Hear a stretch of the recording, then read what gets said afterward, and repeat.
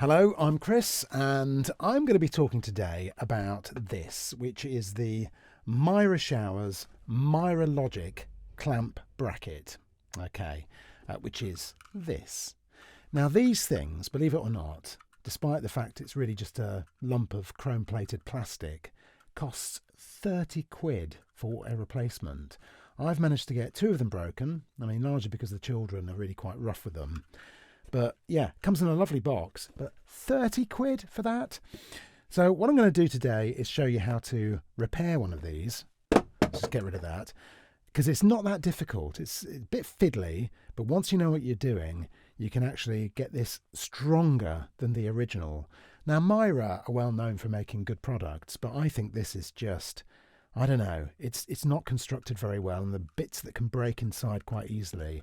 So yeah, as I say, we'll make this stronger than it was in the first place, and it should last you for years to come and save you a lot of cash. All you're going to need is some epoxy resin and a bit of time. So hope you enjoy the video, and please like it and share it if you can as well. So what we're talking about is this bracket here, this one that holds the shower in place, moves up and down, pressing that button, and you can angle the shower. And quite often these things break, and as I say, they're so expensive. So we're going to look at how to fix these and get them to work probably longer than they would have done had you just kept the one that you bought. Here it is then, the Mira Logic Clamp Bracket, and there's quite a lot going on in this, but when you open it up, chances are you'll find that there's a few things that might have broken. You can see here there's a little lug, and that snaps into a bit at the back to hold it in place. Now mine's already broken, and I fixed that by gluing in a little piece of Lego, which allows me to put that back in place and pull it down. Now you might find that that bit's broken, that's the broken bit. If not, you can easily repair it, as I say, by gluing in a little piece of Lego. So I'll just get that out and you can see. Just take that out as well. Okay, so a little bit of Lego glued in there to provide that bit for the lug to grip onto. Now, at the front, these bits often get broken. Now you can see, as I pull that apart, there are these horrible plastic lugs that are plastic painted in chromium or sprayed with chromium, and they're not very strong at all. You can see those lugs also appear at the bottom of this thing, and they're supposed to hold the whole unit together, because you've got a lug on the bottom and a lug on the top, and stop it from moving around, because if those lugs that are snapped were over that, you could see that it would hold these white bits in place and it wouldn't be allowed to move. But at the moment, because only the bottom lugs are holding them in, you can see this is moving around like so, which you don't want. Now I can remove this just by pulling that out, and I'll explain how this works. So this really is supposed to stay completely still within that plastic metal bracket. If I just open this up, you'll see all this is a rubber seal or an O-ring, and what it's doing is it's just sliding over that circle, but because it's a rubber O-ring, it actually gives it quite a lot of tension. So that's why the shower stays in place when you move it up and down. These things, the white bit stays still, but the silvery bit rotates with a piece of O-ring either end, which means that it's actually quite stable. Once you move the shower head, it'll stay in place, because these O-rings provide a lot of friction against the silver circles. So we want these bits to stay still, the white bits, within the bracket, and that's what we're going to talk about next. So as you can see from the little diagram in front of you, we've got the top and the bottom of the clam. We've got the rotating shower bracket and it's held in place by those two white discs. Now the lugs on the clamp could be broken or they could be in place, doesn't really matter. We're going to put glue either side of the white discs, the holding discs, and that is going to hold the top and the bottom half of the clamp firmly together and allow the bracket to rotate still within the whole housing. So let's talk about how we're going to do this and make sure that you've got a really solid bracket.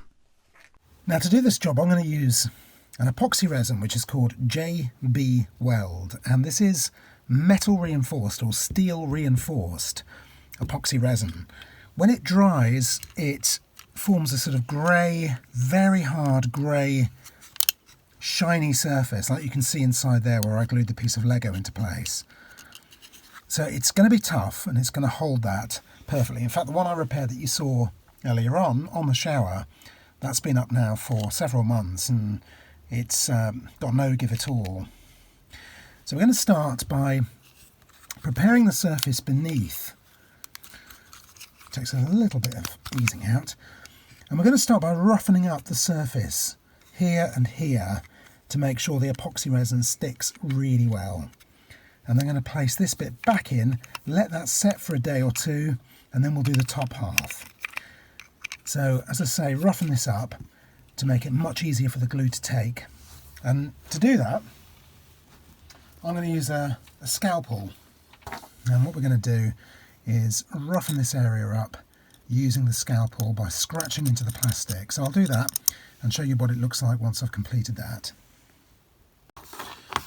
So you can see now using the scalpel I've really dug into that plastic and chrome plating and just done a sort of hatchet job and going back and forth at diagonals, and I've done it on the other side as well. Don't worry if these lugs are broken on your bottom half, because by putting the epoxy resin in you'll still hold that section in place because these are really strong, these bits of plastic. So as long as that's bonded to the bottom half and then the top half, this will have nowhere to move, and it'll be the bracket bit that moves within those two white holders. I'm trying to think of a technical term for that, but I think you know what I mean. So make sure you give that a really good rough up before mixing the glue and putting that in place. Right, so with the JB Weld, it's 50-50.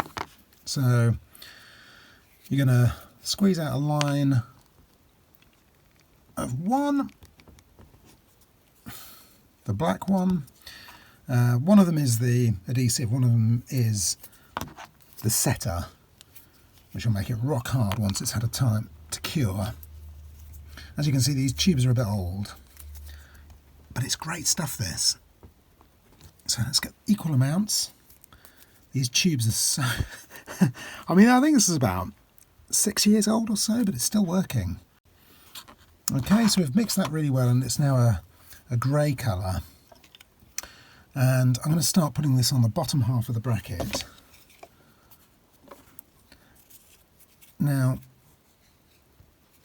you can see where I've done the hatching. So I'm going to get a good dollop of that in there. And a good dollop on the other side too.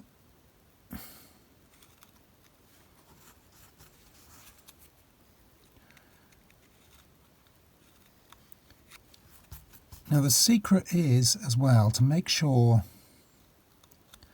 that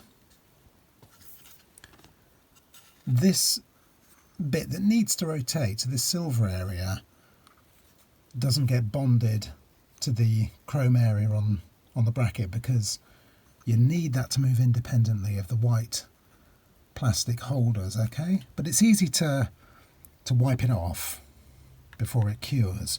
So let's put that in place. I'm going to drop that into the bracket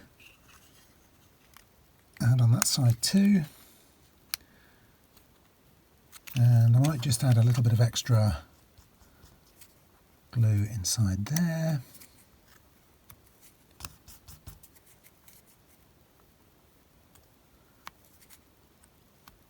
And it's really tough, this stuff. Okay. And then we're going to use lots of glue on the top half and make sure that it holds in place these white holders, and that'll be bonded very strongly to the top. And of course, because we've got that lug in place, hopefully everything will hold together. So I'm going to leave that to cure for at least 6 hours to begin with, and then it recommends an overnight cure as well to get it really hard. And make sure you wipe off any excess around here, because you don't really want that to be hanging around. We're going to use more glue for the top half than we have the bottom, because the lugs are still in place here. Okay.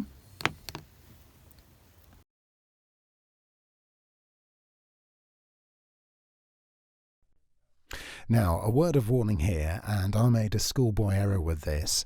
When you're putting the holder back into the bracket structure, make sure the wider end of the aperture is at the top for the base of the shower to sit in it. Don't put it in the other way around with a narrower bit at the top, because the shower just won't sit in place. And I've made this mistake before repairing one of these. So wider part of the aperture at the top, the narrow end at the bottom, and you will be fine. Just check by looking down. If in doubt, place the base of the shower and to just check that you've got the wider bit at the top.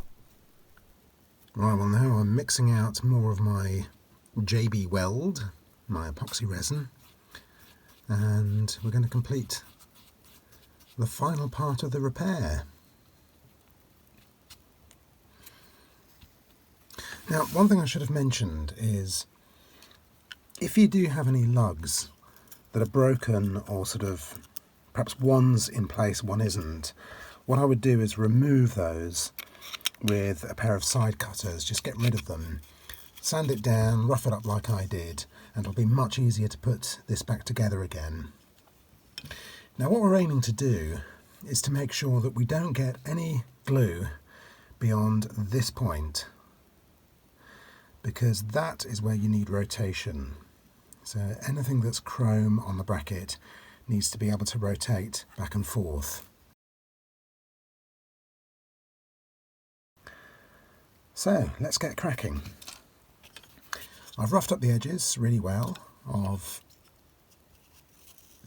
the top part of the clam, and now I'm going to start getting glue in place. Remember, we need to cover this area here, the lug, and bring it into the chamber here to allow it to hold the two pieces of the clam together. This is all well mixed.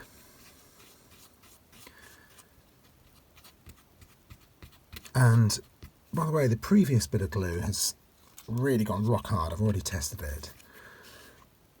So I'm getting some of the paste in the area that I've really roughed up nicely.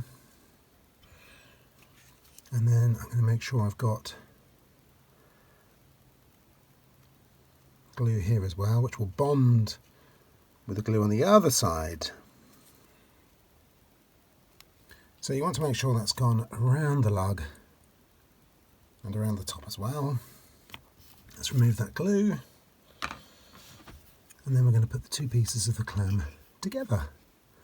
This is a little bit tricky. You've got to make sure this is in the right place, this piece here, before you close up the clam.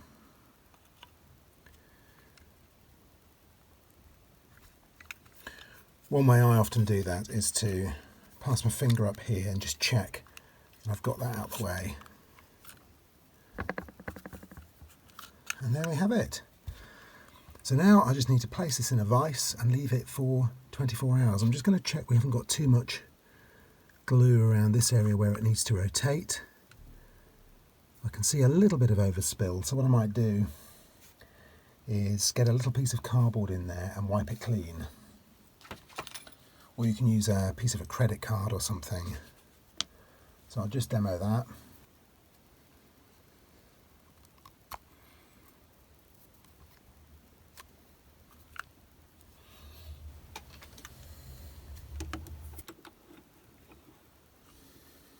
Okay, so I'm going to apply some pressure using a vise, and I'm going to leave that in there for 24 hours or so. Hopefully that will then be fixed. Well, I'm pleased to say, as you can see, the shower is fixed. The bracket's in place. I can move the shower head freely up and down. It stays exactly where it needs to be. Job done. Thanks for watching.